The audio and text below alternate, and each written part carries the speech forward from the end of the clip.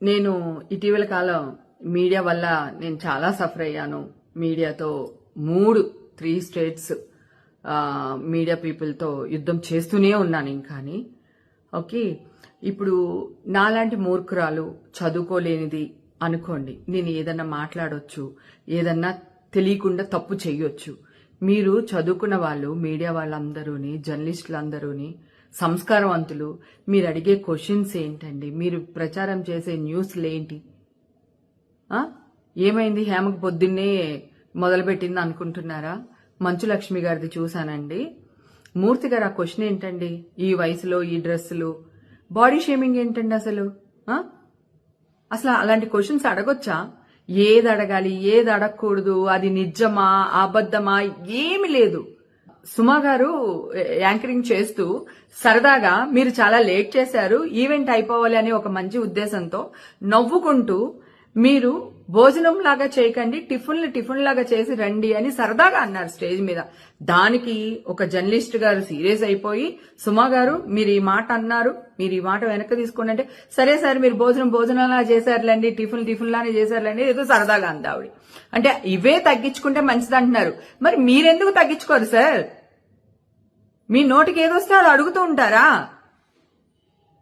నిజాల అబద్ధాలు తెలుసుకోకుండా న్యూస్లు ప్రచారం చేస్తూనే ఉంటారా? ఇది ఎంతవరకు న్యాయం? ప్రేమ, నువ్వు కూడా ఒక లేడీవి. ఇలాంటి వాళ్ళు మాట్లాడినప్పుడు, అది మీ అసోసియేషన్ లో నువ్వు ప్రెసిడెంట్ గా ఉన్నావు, ఆయన కూడా ఒక బాధ్యత గల పదవిలో ఉన్నారు మూర్తి గారు. సో ఇలాంటి మాట్లాడినప్పుడు మీరు ఎందుకు మాట్లాడరు? ప్రేమ ఏంటండి, ఆ క్వశ్చన్స్ ఏంటండి, అట్లా ఎట్లా అడుగుతారండి అని మాట్లాడరా? గతంలో కూడా మీ ఇండస్ట్రీలో లంజులు లేరా అన్నాడు ఒక ఆయన. దానికి మంచులక్ష్మి గారు, నేను, ఇంకొక ఆర్టిస్టులు అందరం కలిపి అలా ఎలా మాట్లాడతారని మా హీరోలు మేము అందరం వచ్చి మాట్లాడితే, ఆ రోజు మా మీదే కేసులు పెట్టారు. రివర్స్ లో మమ్మల్ని కోర్టుకు పిలిచారు.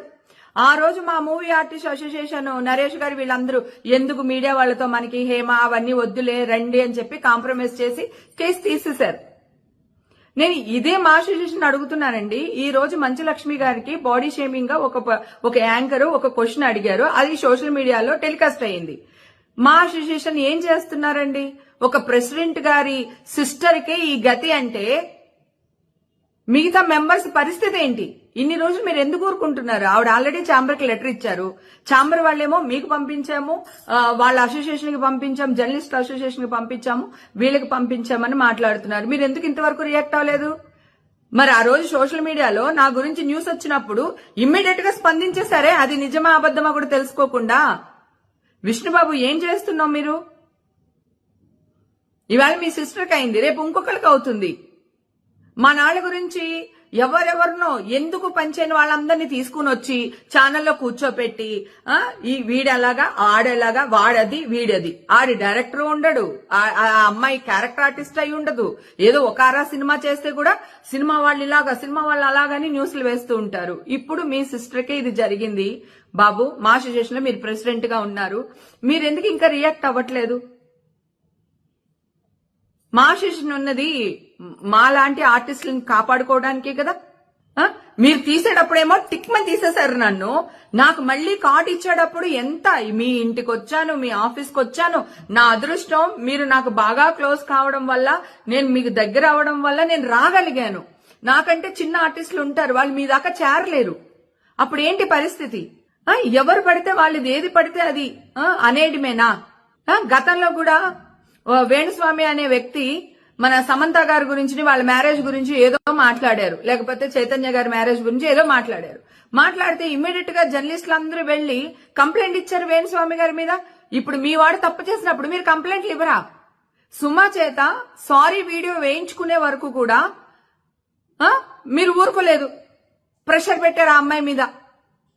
అప్పుడు ఆ అమ్మాయి కొడుకు సినిమా కూడా ఉంది, ఆ ప్రభావం సినిమా మీద పడుతుందేమో అని చెప్పి భావించి అమ్మాయి సారీ చెప్పింది. మీరు తప్పు చేస్తే సారీలు చెప్పరా? మళ్ళీ ఎదురు తిరిగి మా మీద కేసులు పెడతారా?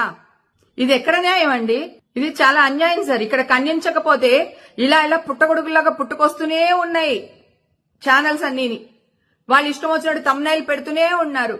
తర్వాత ఇంకొక బర్నింగ్ విషయం అండి, గతంలో కూడా నేను మార్ఫింగ్ ఫోటోల మీద సైబరాబాద్కి వెళ్లి కంప్లైంట్ చేశాను. అప్పుడు ఆ వ్యక్తిని దుబాయ్ నుంచి పట్టుకొచ్చి అరెస్ట్ చేసి కోర్టుకు అప్పచెప్పారు. ఓకే, ఇప్పుడు మళ్ళీ ఈ ఇష్యూ జరిగిన తర్వాత ఎక్కువైపోయినాయండి ఇవి మార్ఫింగ్ వీడియోస్. ఎవరిని పడితే వాళ్ళని తల్లి లేదు, కూతురు లేదు, చెల్లెలు లేదు, మార్ఫింగ్ వీడియోలు చాలా పెట్టేస్తున్నారు.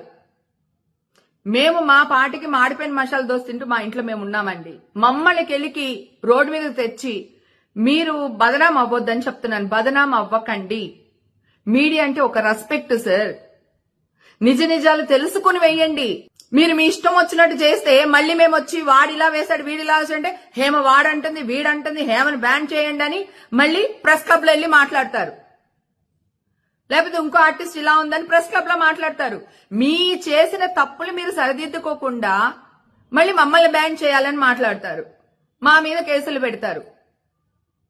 ఎక్కడికి వెళ్తుంది సార్ ఈ జర్నలిజం? ఏమనాలి? ప్రేమ ఇప్పుడు కూడా మీరు రియాక్ట్ అవ్వకపోతే, స్వప్న, ప్రేమ, ఇంకా చాలా మంది లేడీ యాంకర్స్ అందరూ ఉన్నారు, ప్లీజ్ ఇప్పటికైనా రియాక్ట్ అవ్వండి. నా ఆవేదన అర్థం చేసుకోండి. ఒక ఆడపిల్ల ఇంతవరకు సరే ఆ అమ్మాయి అలా అడిగింది, ఈయన క్వశ్చన్ చేశారు, అది ఎందుకు టెలికాస్ట్ చేశారు? అసలు ఎలా టెలికాస్ట్ చేస్తారు? ఆ అమ్మాయి వద్దండి మాట్లాడకండి అని చెప్పినప్పుడు మీరు అది ఎలా టెలికాస్ట్ చేశారు? లోకువైపోయామా? సినిమా వాళ్ళు ఎందుకండి అంత లోకు మీకు? విష్ణుబాబు ప్లీజ్ దయచేసి మీరు రియాక్ట్ అవ్వాలని కోరుకుంటున్నాను.